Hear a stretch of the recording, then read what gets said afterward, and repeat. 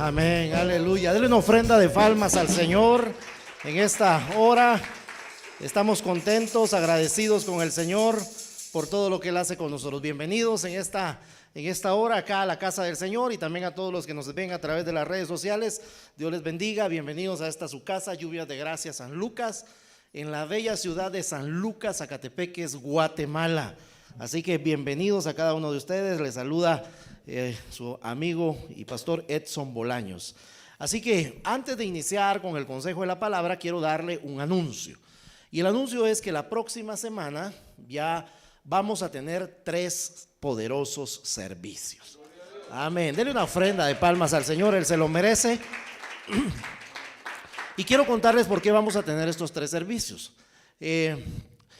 Usted sabe que por las condiciones en las que está el país y algunos países del mundo, pues han habido restricciones en cuanto a la capacidad que deben de tener los templos para tener personas congregándose. Y hemos reducido el aforo para que podamos tener estos servicios presenciales. Pero hay personas que se han quedado afuera. Hemos tenido que cerrar las puertas porque hemos completado el aforo, y hay personas que se han quedado afuera. Y lo que queremos es que todos podamos recibir la palabra del Señor, que todos podamos ser ministrados con la palabra del Señor y alabar y glorificar al nombre de Dios juntos. Y por esa razón es que vamos a abrir ese tercer servicio para que todos nosotros podamos entonces congregarnos y poder juntos adorar y alabar el nombre del Señor. Y los horarios van a ser los siguientes. El primer servicio lo vamos a iniciar a las 7:30 de la mañana. El segundo lo vamos a empezar a las 9:30 de la mañana, y el tercero a las 11:30 de la mañana. ¿Y cómo nos vamos a dividir? Como estamos organizados a través de grupos familiares, entonces los grupos familiares que van a venir a las 7:30 de la mañana son el grupo de hermana Nancy Chacón a las 7:30, el grupo de hermana Rita Toledo también a las 7:30, el grupo de hermana Karina Cifuentes a las 7:30, el grupo de hermano César López a las 7:30, y el grupo de hermano Alan Tomás Reyes también a las 7:30 de la mañana. A las 9:30 vendrían los grupos de hermano Álvaro Ríos, amén, el grupo de hermano Melvin Guzmán, el grupo de hermana Beverly Guzmán y el grupo de hermana Patti Catalán. Él también viene a las 9:30 de la mañana. Y a las 11:30 de la mañana estarían viniendo los grupos de hermano Gilberto Arriaga, pastor Gilberto, hermana Lisette de Aguirre, los hermanos Aguirre, el grupo de los hermanos Aguirre, el grupo de hermana Magali de Dionisio y el grupo de hermana Norma Mérida estarían viniendo a las 11:30 de la mañana. Así que si usted se identifica con alguno de estos grupos, por favor venga a esa hora, y si no se identifica, pues trate de venir a la hora que más o menos usted ha estado viniendo, ¿verdad? Para que entonces podamos nosotros disfrutar de esto juntos. Amén. ¿Damos gloria al Señor por eso? Amén. Gloria a Dios. Y el día de hoy queremos hablar de un tema, queremos hablar acerca de madres milagrosas, virtudes de una madre que hace milagros. ¿Por qué queremos hablar acerca de las mamás? Recuérdense que mañana acá en Guatemala, sé que en otras partes de Centroamérica y algunas otras partes de América también se celebra el Día de la Madre. Y queremos queremos orar por las mamás, bendecir sus vidas. Es un tiempo en el que nosotros debemos también recordar el amor de la mamá, el amor que una madre tiene hacia nuestras vidas. Y es que es interesante, ¿verdad? Porque creo que es un día que no es normal, de verdad. O sea, de hecho, hasta dan feriados en las empresas a las mamás, ¿verdad? Para que puedan compartir dice, para que comparta con sus hijos. Yo digo, más oficio les ponen, ¿verdad? Porque ahora tiene que cocinar para los hijos, limpiar, y bueno, les ponen más trabajo. Pero la idea es poder compartir, ¿verdad? Esa es la idea principal o primordial. Y nosotros queremos hablar entonces una palabra para bendecir las vidas de las mamás, acciones que deben de tomar las mamás para bendecir a sus hijos.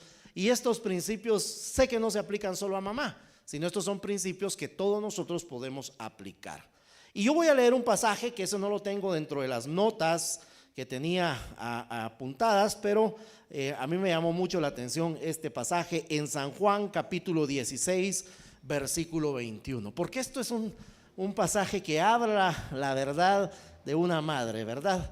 Dice San Juan 16:21, dice: la mujer cuando da a luz tiene dolor, porque ha llegado su hora, pero después que ha dado a luz un niño, ya no se acuerda de la angustia por el gozo de que ya ha nacido un ser, un niño en este mundo.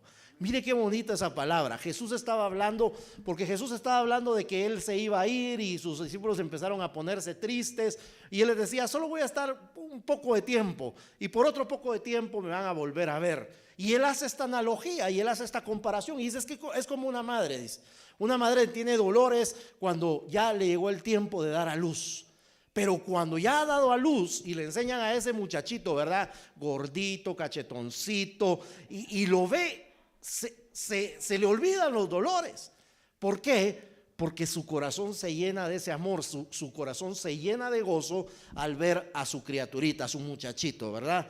A su bebé, a su nena ahí en sus manos. Y entonces dice: se olvida de ese dolor. Así estaba comparando él esta situación. Pero es algo muy cierto, ¿no? La mamá sufre, y las que son mamás no saben que no estamos mintiendo en eso, sufren esos dolores.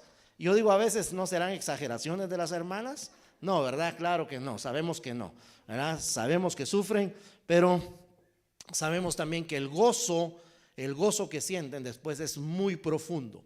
Después de haber tenido, qué privilegio de verdad el de las mujeres de poder tener poder gestar a ese bebé, ¿no? Y tenerlo dentro de ese vientre durante 9 meses y alimentarse. El bebé se alimenta de la mamá y siente todo lo que la mamá siente. Por eso es que cuando nacen hay una gran filiación, ¿verdad?, entre mamá e hijos, porque ella lo tuvo durante mucho tiempo en su vientre y los niños lo saben también. Así que hoy vamos a hablar acerca de esas madres milagrosas, cómo pueden operar milagros sobre sus hijos. Y vamos a ver 4 aspectos interesantes en esta mañana. Pero vamos a leer Lucas capítulo número 2, verso 48. Y esta es la historia de Jesús. Dice la escritura: cuando sus padres lo vieron, se sorprendieron. Y su madre le dijo: hijo mío, ¿por qué nos has hecho esto? Tu padre y yo te hemos estado buscando llenos de angustia. Bueno, y aquí nosotros vemos esta historia de Jesús. Habían varias costumbres dentro del pueblo hebreo, dentro del pueblo judío. Y una de esas costumbres, que la vimos hace como 3 o 4 semanas atrás, era de que a los niños, cuando cumplían 8 días de nacido, se les presentaba en el templo, se les circuncidaba a los varones. Y las mujeres hacían una ofrenda, presentaban una ofrenda para su purificación. Y eran presentados los niños. Pero cuando los niños cumplían 12 años, también se les llevaba al templo. Y esto era porque ellos llegaban a una edad madura emocionalmente para tomar responsabilidades ya en las tareas que su papá hacía. Y en este caso Jesús había cumplido 12 años y Jesús fue llevado, recordemos que los israelitas tenían algo que se llamaba Santa Convocación. Y en esa Santa Convocación ellos tenían que ir a Jerusalén, al templo, para ofrecer sacrificio. Y aprovechaban esa oportunidad para presentar entonces a los niños de 12 años. Y ahí no había aquello de: mire, fíjese que estoy ocupado, tengo que trabajar, tengo que hacer horas extras, nada. Una santa convocación, todo el mundo tenía que dejar lo que estaba haciendo para ir a adorar al Señor. Bueno, lo que quiero decir entonces es que subieron a Jerusalén. María, José y Jesús suben a Jerusalén. Y dice la escritura que la caravana en la que ellos iban parte de regreso a su ciudad. Y tenemos que entender por qué Jesús se quedó en el templo, porque a veces podríamos pensar: ¿y qué pasó? ¿Cómo sucedió eso que Jesús lo olvidaron, verdad? Recuérdense que las costumbres de ellos eran de que a veces los hombres se quedaban un tiempo más en la ciudad para arreglar asuntos de negocios comerciales o a tratar algunas otras situaciones, y las mujeres y los niños se adelantaban. Y luego ellos los alcanzaban en el camino porque los hombres solos caminaban más rápido. Entonces, cuando ellos se dieron cuenta, dice que Jesús no estaba. Se pusieron a platicar. Yo me imagino a José preguntándole a María: ¿y cómo está Jesús? pues no sé si andaba con vos, no, conmigo no andaba, no se vino con vos, no. Y entonces empezaron a preocupar y empezaron a buscar en todo el campamento. Y decidieron regresar a la ciudad para buscar a Jesús. Y cuando llegaron, lo encontraron, dice la escritura, en el templo. Durante todo ese tiempo Jesús permaneció en el templo hablando y discutiendo con los maestros de la ley. Y los maestros de la ley se sorprendían en escuchar a Jesús lo que preguntaba, pero también lo que expresaba, la sabiduría con la que expresaba. ¿No es cierto que nosotros a veces nos causa admiración cuando de repente nos encontramos con un niño que tiene un vocabulario de adulto, ¿verdad? Y se expresa como un adulto y uno dice, wow, este niño, ¿verdad? Qué tremendo, cómo analiza, cómo piensa, y uno se sorprende de esas características. Lo mismo estaba pasando con Jesús. Pero quiero que notemos lo siguiente, porque hay expresiones muy interesantes. Yo no sé si alguna mamá aquí alguna vez, por casualidad, algún niño se le ha ido por ahí, se le ha extraviado, ¿verdad? Yo quiero contarles que yo era bastante inquieto, de verdad muy inquieto. Y a veces me le soltaba a mi mamá por ahí y sufrían un poquito porque era un poco travieso. Pero lo que quiero decirles es que la mamá, uno se pone nervioso, uno se asusta. Hace unos días yo contaba una historia porque me causó molestia, me molesté, me enojé. Porque iba una mamá caminando con un niño, tal vez calculo unos 3 años, 4 años, cuando el niño se le suelta de la mano. Y yo iba en mi vehículo y adelante iba otro vehículo y el niño casi se atraviesa y la mamá medio lo agarró. ¿Y qué cree usted que hizo? Le empezó a pegar. Porque esa es una reacción que tenemos a veces de frustración, de enojo, de desconcentración, porque estamos perturbados por una situación y reaccionamos de esa manera. Sabemos que no es la manera correcta, sabemos que no es la manera adecuada. Y a mí me causó molestia y casi bajo la ventanilla y regaño a la señora, pero me contuve de verdad.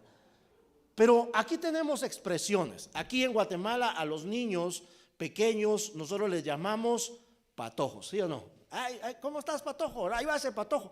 Y expresamos así por decir ahí va ese niño, ahí va ese joven. Tal vez en otros lados, en El Salvador son cipotes, ¿no?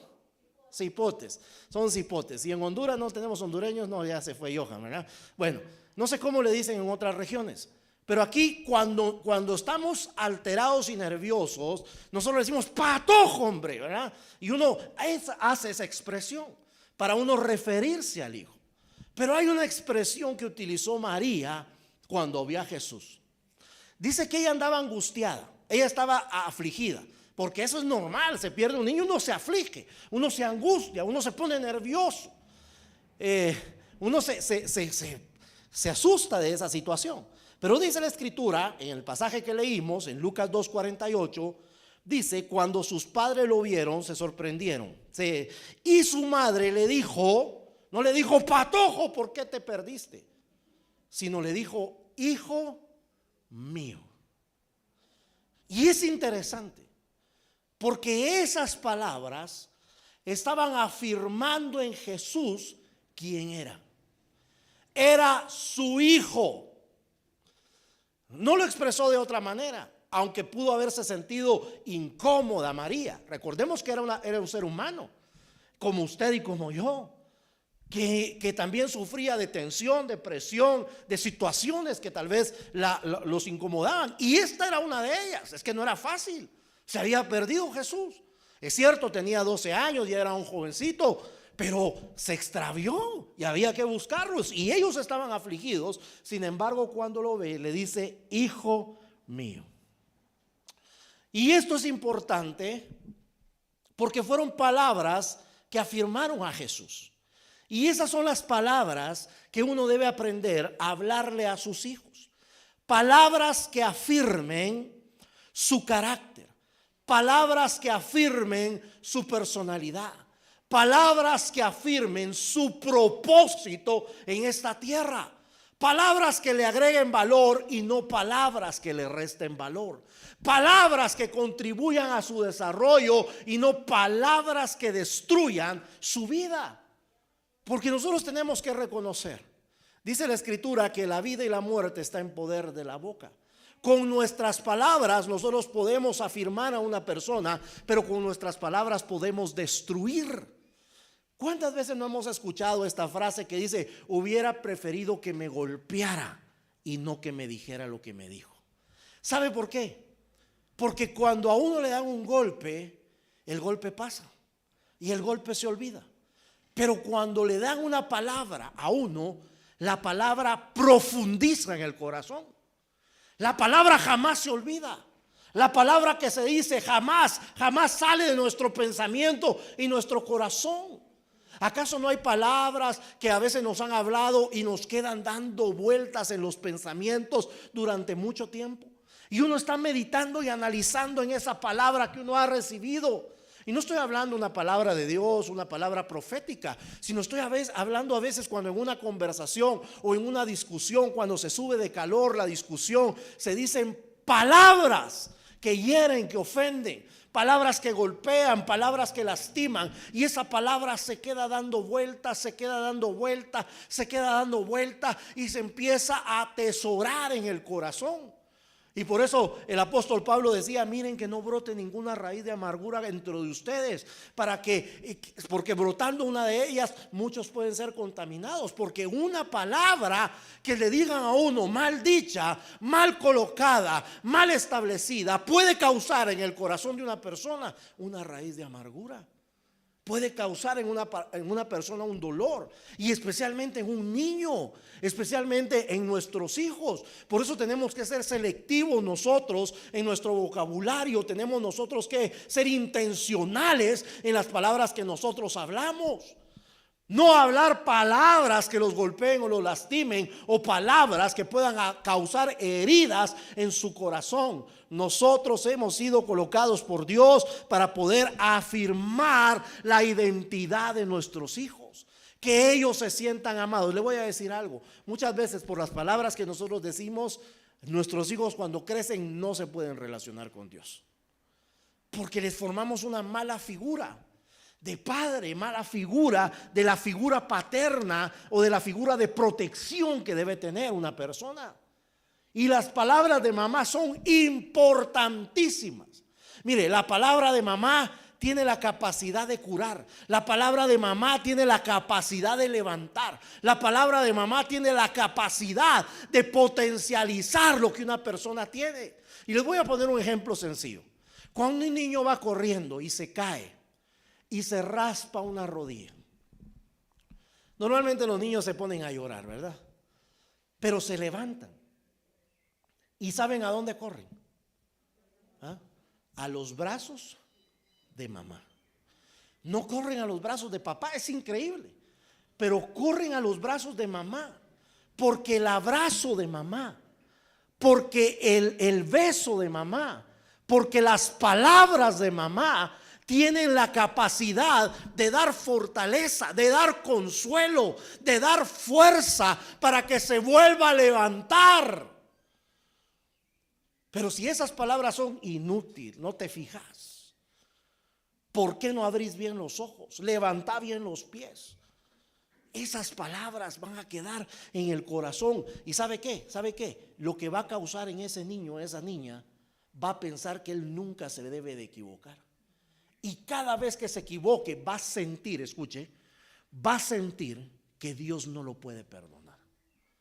Por eso las palabras de mamá son importantes. El abrazo, wow, el beso de mamá es un beso sanador. Mamá solo besa la herida y el dolor se va. Es impresionante. Es algo que está ahí, algo que lo hace a uno fortalecerse, consolarse. Mire, cuando un niño se enferma, seamos honestos, ¿quién es el que lo cura? Cuida, lo cura el Señor, pero ¿quién lo cuida? Mamá. Mamá está, mire, mamá, usted la llama por teléfono y ella sabe su tono de voz y le dice: ¿qué te pasa? Conoce, porque hay algo que los conecta. Hay algo ahí que los está haciendo que hay una afiliación muy fuerte que los une, y mamá lo conoce. Por eso mamá es importante. Son importantes tus palabras. Son importantes que tú le puedas decir a tu hijo, a tu hija, lo que significa para ti, lo que representa para ti, porque cada vez que tú se lo digas vas a afirmar su identidad. Tienes que resaltar sus virtudes, tienes que resaltar lo que él, la potencia que él tiene, el potencial que él puede tener. Había una persona que dijo, mi mamá me dijo, y estas son palabras de este personaje, dijo, mi mamá me decía, si vas a ser militar, tenés que llegar a ser general. Si vas a ser monje, tenés que llegar a ser el papa. Eso es lo que decía. Pero yo me hice pintor, dijo, y me convertí en Picasso. Esas eran las palabras que su mamá le decía. Las palabras de su mamá tenían peso. Las palabras de su mamá lo afirmaron. Le vieron el potencial que él tenía. Le decía, cualquier cosa que quieras hacer, no importa lo que hagas, tenés que llegar a ser el mejor. Él veía su potencial y le decía, desarrolla todo ese potencial que tenés. Las palabras de mamá son milagrosas porque afirman la voluntad de Dios para una persona. Afirman la voluntad del Señor para sus hijos. Pero también la corrección de una madre hace el milagro de mejorar la conducta. ¿Y por qué quiero hablar de esto? Porque a veces descargamos la responsabilidad de la corrección solamente en el papá, o solamente la instrucción solamente en el papá. Cuando venga tu papá, le voy a decir, ¿verdad? Y va la amenaza, ¿verdad? Y siempre el papá es el ogro, ¿verdad? Pero siempre le dicen, cuando venga tu papá, él que te corrija, él se va a encargar. Pero quiero decirle que la responsabilidad es mutua, porque la palabra así lo establece. La palabra no solamente habla acerca de honrar a papá, sino habla de honrar a los padres y honrar a la mamá. Quiero leer esta parte. En Efesios capítulo 6, verso del 1 al 3, dice la palabra, hijos, obedeced al Señor a vuestros padres. Plural, no está hablando solamente de papá, sino está hablando de papá y de mamá. Porque esto es justo. Honra a tu padre y a tu madre. No está hablando solamente de honrar a uno, está hablando de honrar a los dos. Que es el primer mandamiento con promesa, para que te vaya bien y seas de larga vida sobre la tierra.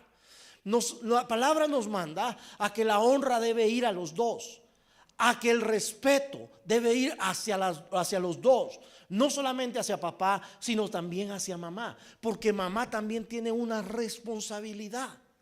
Y la responsabilidad de mamá es también dar instrucciones y dar dirección a los hijos. No le corresponde solamente a papá, sino también a mamá. Proverbios capítulo 1, verso 8 dice, oye, hijo mío, la instrucción de tu padre y no desprecies la dirección de tu madre. O sea, le está dando dirección, le está dando consejo, le está dando instrucción. La instrucción de mamá es importante. ¿Sabe por qué? Porque al darse direcciones claras, se puede corregir. Y con esto quiero decir lo siguiente. Porque eso fue lo que hizo María. María tuvo que corregir a Jesús. Increíble. A mí ese pasaje me impresiona. Me impresiona no porque María tal vez le ha dicho a Jesús, mira, ¿por qué nos hiciste esto? ¿Verdad? Si uno continúa leyendo el pasaje, dice, y Jesús bajó con ellos y vivió sujeto a sus padres. Y yo digo, wow, vivió sujeto a sus padres. Como Jesús, Dios, creador del cielo y de la tierra y de todo lo que existe en esta tierra, se sometió a la autoridad humana. Se sometió a la autoridad de un papá y de una mamá y vivió sujeto a ellos. Él tenía el poder, él tenía la capacidad, él era Dios, pero también era humano. Y ya hablamos de eso. Él vació su voluntad para sujetarse a ese cuerpo humano y sujetarse a sus padres, vivir sujeto a ellos. Y la mamá entonces le dice, ¿por qué nos has hecho esto? Tu padre y yo estábamos buscándote llenos de angustia. Tiene que corregir esa acción. Y esto es lo importante, porque una corrección lo que tiene que hacer es corregir las deficiencias de carácter, no corregir los errores que se cometen. Y vamos a tratar de entender esto, porque un error, por ejemplo, si pongo un vaso de agua y un niño viene y lo bota, ese es un error. Si yo tengo un vaso de agua, el niño lo agarra y lo tira, eso es una rebeldía y deficiencia de carácter. No se corrige el error, sino se corrige la falta, ¿sí? Para el error se habla. Si usted mira que su niño pues no tiene psicomotriz fina y todo lo tira por todos lados, pues aléjele las cosas. No le ponga el vaso cerca, póngaselo lejos, para que él entonces no lo tire. Ayudémosle, pero no se corrige el error.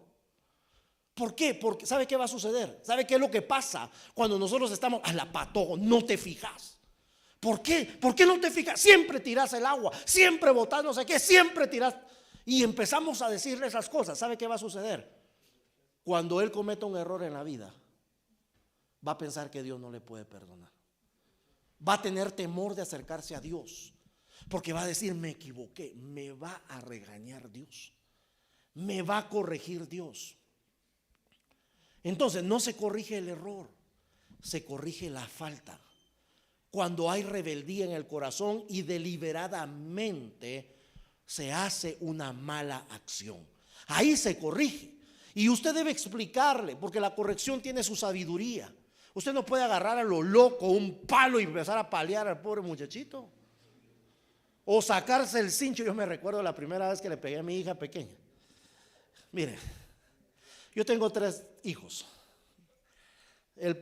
La grande y el pequeño, cuando yo los voy a corregir, gritan, hacen escándalo, y no les he hecho nada, pero están gritando por todos lados. En una oportunidad recuerdo que mi hijo mediano me dijo: papá, ya deja a mi hermano. Yo le dije: si ni siquiera lo he tocado, ni le he hecho nada. Y yo me estaba riendo porque dije: ni le he hecho nada. Pero él fue diferente, porque él le decía: te voy a corregir, y me decía: sí, papá. ¿Por qué? Porque a un hijo, para corregirlo, hay que explicarle por qué se le va a corregir, cuál es la falta que uno quiere corregir, qué es lo que cuáles son las acciones que cometió mal, y explicarle por qué se le va a corregir. Y al final, escuche esto: ore por él, abrácelo y dígale que le ama. Porque la corrección no lo hace uno porque odia a sus hijos, sino porque uno los ama. Dice la Escritura que Dios, a quien toma como hijo, lo corrige. O sea, Dios, cuando nos adopta como hijos, no cree: ay, ya es mi muchachito, que haga lo que se le dé la gana al muchachito, ¿verdad? Tírelo todo, mi hijo, que yo lo recojo. El Señor lo va a corregir. El Señor lo va a corregir. Así que el Señor, a quien ama, lo corrige. Así que nosotros tenemos que corregir. Y mamá, escucha, mamá, hay un milagro en la mejora del carácter cuando corriges a tu hijo. Pero número 3, voy a pasar a este tercer punto, porque hay un milagro cuando de las entrañas de mamá salta para preservar vida. Y escucha lo siguiente: te voy a contar 2 historias muy rápidas de cómo la mamá preserva la vida de los hijos. Y esta es una historia que encontramos en Reyes, en el primer libro de Reyes, capítulo 3. Resulta que Salomón está pidiendo sabiduría.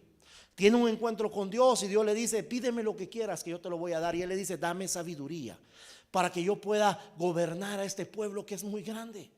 Y Dios le concede y le da sabiduría. Y su primer acto de sabiduría lo encontramos ahí mismo en el capítulo 3. Habían 2 mujeres que se dedicaban a una mala vida. Tuvieron hijos al mismo tiempo, al mismo tiempo tuvieron hijos, y ellas los alimentaban en la noche. Pero una de ellas se quedó dormida y durmió sobre el niño y lo ahogó, lo mató. Cuando ella se dio cuenta, en la madrugada se levanta y le cambia el niño a la otra mujer. Y cuando se despiertan, cuando amanecen, la mujer se da cuenta de que su niño está muerto, pero no era él. Mire, uno conoce a sus hijos, las mujeres conocen a sus hijos. Ni le han dicho que es su hijo cuando se lo llevan, y ella lo siente en el corazón. Lo ha llevado 9 meses en el vientre. ¿Cómo no va a tener esa conexión? Sabe. Y ella dijo: este no es mi hijo, me has cambiado a mi hijo. Y ella decía: no, este es el mío. Y lo llevaron ante Salomón. Y escuche lo que dice la palabra en Primero de Reyes, capítulo 3, verso 24. Y le dijo el rey: traedme una espada. Y le trajeron al rey una espada. Y enseguida el rey dijo: partir por la mitad al niño vivo y dar la mitad a la una y la otra mitad a la otra. Y escuche, entonces la mujer de quien era el hijo vivo habló al rey, porque sus entrañas se le conmovieron por su hijo, y dijo: ay, señor mío, dad a esta el niño vivo y no lo matéis. Mas la otra dijo: ni a mí ni a ti, partidlo. Entonces el rey se respondió y dijo: dad a aquella el hijo vivo y no lo matéis, ella es su madre. Mire, una mamá por proteger al hijo es capaz de renunciar a él. De verdad, ella dijo: lo van a matar. Mejor que se quede vivo aunque se quede con la otra, pero que se quede vivo. Porque una mamá tiene dentro de sus entrañas, trata de proteger lo que es suyo. Hace un ratito le decía a mi esposa: cuando se trata de proteger a tus hijos pareces leona, le decía yo, ¿verdad? Se abalanza, ¿verdad? Porque yo le estaba diciendo a mi hijo: vas atrasado en una clase. Y ella me dijo: no, él va al día, me dijo. Y yo: wow, tranquila, ¿verdad? No me ataques así. Era cierto, iba al día, ¿verdad? Pero ella me dijo: yo lo conozco, yo sé, yo lo he visto. Entonces yo le dije: vas atrasado. Yo lo estaba afirmando, no le estaba preguntando: vos vas atrasado. Le dije: no, me dijo, va al día, y iba al día. Pero lo que quiero decir es que así es mamá. Mamá defiende, mamá da todo por sus hijos. Mamá expresa el amor de esa manera. Hace todo. Mire, mamá renuncia a sus comodidades, renuncia a sus posiciones, renuncia a su comida, renuncia a todo por dárselo a sus hijos. Yo cuando mi esposa dice: yo no me voy a comer esto, alguien quiere más, yo sé que yo no puedo decir yo, porque son los hijos los que tienen que comer. Lo que quiero decirles es que ella da. Mamá se quita el plato de la boca para dárselo a los hijos. Sufre, hace lo que sea, sufre vergüenza, sufre dolor con tal de que los hijos puedan tener. Y ese es el amor de mamá. Yo sé que muchos papás nos comportamos así, pero a veces nosotros somos más racionales, no somos tan emocionales ni sentimentales, porque no los llevamos 9 meses y tenemos que ser honestos. Pero mamá los ha llevado 9 meses. Y hay otra historia en Marcos capítulo 7, y esto es de una mujer griega, dice Sirofenicia. Mire, me llama la atención porque habla de griega y de nacionalidad sirofenicia, porque eran naciones idólatras, paganas, que no adoraban a Dios, sino al contrario, tenían muchos dioses, muchas deidades, adoraban a muchas personas. Pero dice la escritura que su hija estaba endemoniada y ella escuchó hablar de Jesús y que iba a estar en una ciudad, y ella va. Y en Marcos 7:26 dice: la mujer era griega y sirofenicia de nación, y le rogaba que echase fuera de su hija al demonio. Pero Jesús le dijo: deja primero que se sacien los hijos, porque no está bien tomar el pan de los hijos y echarlo a los perrillos. Respondió ella y le dijo: sí, Señor, pero aún los perrillos debajo de la mesa comen las migajas de los hijos. Entonces le dijo: por esta palabra ve, el demonio ha salido de tu hija. Mire qué tremendo. Mire qué tremendo, porque Jesús sabía quién era esa mujer. Sabía que en su nacionalidad, en la nación donde vivía, la invasión de los griegos y la conquista de los griegos había culturizado a todas esas naciones a tener muchos dioses. Y cuando se acerca a Jesús y le dice: mira, por favor, sana a mi hija, él le dice: no, mira, discúlpame, pero este pan que tengo aquí es para los hijos, no se lo puedo dar a los perros. Y ella, mire, cualquiera de nosotros hubiera sido así como: no, y no que el Señor pues, y no que tanto amor, y no que aquí que allá que sana a los enfermos. Pero ella se quedó. Y ¿sabe lo que le dice? Le dice: sí, Señor, tienes razón, pero los hijos botan migajas y los perros comen de esas migajas. Yo no necesito que tú me des todo el pan, solo necesito una miga para que mi hija sea sana. Y él le dice: wow, qué palabras, qué fe. Y le dice: por estas palabras que estás diciendo, ve, y ahora tu hija ha sido libre. Porque mamá tiene la capacidad de sufrir esas humillaciones cuando se trata de los hijos. A nosotros nos cuesta, y tenemos que ser honestos, los varones nos cuesta, nos gana el orgullo, la soberbia. Pero mamá sufre humillaciones. Mire, cuando un niño está enfermo, quien lo cuida es mamá. No lo cuidamos nosotros. Ay, no, y todavía nos dicen, no, pobrecito, ve a dormir que tenés que trabajar. Ella también trabaja y nosotros somos los que dormimos. Porque mamá desde sus entrañas puede provocar un milagro para sus hijos. Preserva la vida de sus hijos. Pelea por la salud de sus hijos. Pero quiero terminar diciéndote que la oración de una madre hace el milagro de decir integralmente a sus hijos. Y solo así brevemente quiero hablarte de Ana, de cómo ella no podía tener hijos y cómo ella clamó al Señor y le dijo: Señor, si tú me das la oportunidad de tener un hijo, yo lo voy a dedicar a ti. Yo te lo voy a dedicar. Mire, y el compromiso de Ana, porque cuando Samuel nace, dice que nace y solo lo desteta, le deja de dar de mamar y dice que lo entrega en el templo. Wow, yo digo, tener un hijo para entregarlo. Y le dice: yo se lo prometí al Señor que él iba a servir. Impresionante, porque el ministerio de Samuel es un ministerio impresionante. Él fue el último juez de Israel. Pero no solamente fue juez, sino fue sacerdote. Pero no solamente sacerdote, sino fue profeta. Tenía ese triple ministerio. Dios hablaba con él y él le daba las instrucciones al pueblo. Qué impresionante la vida de Samuel. Cometió sus errores como todos nosotros. Pero le digo algo, se cumplió la oración de Ana sobre la vida de Samuel. Y así debe ser la oración de una madre. La oración de una madre debe ser que sus hijos puedan servir al Señor, que sus hijos puedan agradar a Dios, puedan buscar a Dios. ¿Usted cree que una madre no sufre cuando su hijo se desvía? Cuando su hijo tal vez hace lo malo, cuando tal vez lo tienen que tomar preso porque ha cometido errores. La mamá sufre.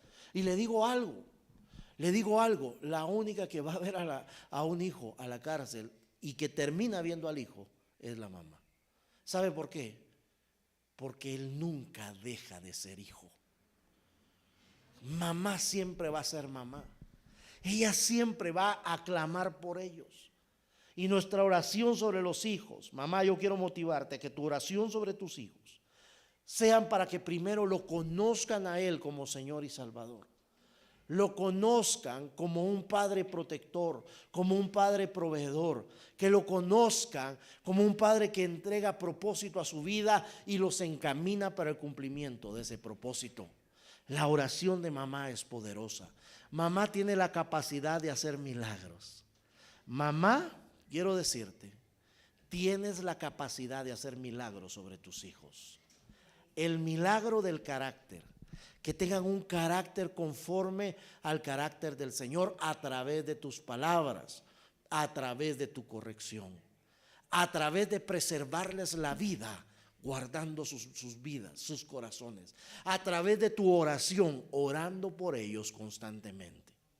Y hoy queremos orar por las mamás, queremos orar por cada una de ellas, porque entendemos que muchas veces ha habido sufrimiento de mamá. Mamá sufre cuando un niño se enferma. Mamá sufre cuando un niño se cae. Mamá sufre cuando un niño le pasa algo. Yo quiero contarles algo muy personal. Yo recuerdo, yo pensé en mi pensamiento humano, yo pensé que a mi mamá nada le dolía. De verdad, así pensaba yo. Y en una oportunidad, nosotros éramos 3 hombres y éramos tremendos, ¿verdad? Ella nos crió sola, mi papá se apartó de la casa. Pero recuerdo que en una oportunidad ella llevaba un plato de sopa, caldo, no sé, y se resbaló y el caldo estaba caliente y se quemó. Y ella empezó a llorar y eso me impactó, me impresionó, porque yo pensé que a ella no le dolía nada. Y yo me puse a llorar con ella porque me di cuenta la fragilidad que tenía. Pero ella, ¿sabe qué hizo? Se apartó y se fue a llorar sola. Y así muchas veces llora mamá, sola, oculta, para que sus hijos no la vean que está sufriendo. Pero yo te traigo una palabra de esperanza, porque Dios es la fortaleza de nuestra vida. Dios es el que nos da esperanza, nos da fuerza. Dios es el que nos da ese ánimo para seguir adelante. Y hoy quiero orar por ti. Dame ese privilegio, por favor, mamá, de poder orar por ti, de poder bendecir tu vida, de poder pedirle al Señor que te dé fuerza, que te ayude, que te dé ánimo cuando has estado desanimada, cuando has estado golpeada. Y mire, Dios me ponía algo en mi corazón de orar por la mamá que está sola, que tuvo que pasar mucho tiempo sola, tal vez en la crianza de sus hijos, porque eso le pasó a Agar cuando la sacaron de su casa y tuvo que agarrar a su hijo y llevárselo, y tuvo que dejarlo a un lado porque no lo quería ver morir, y clamó a Dios y Dios le escuchó y preservó la vida de su hijo. Quiero invitarte a que te pongas de pie, por favor. Ponte de pie.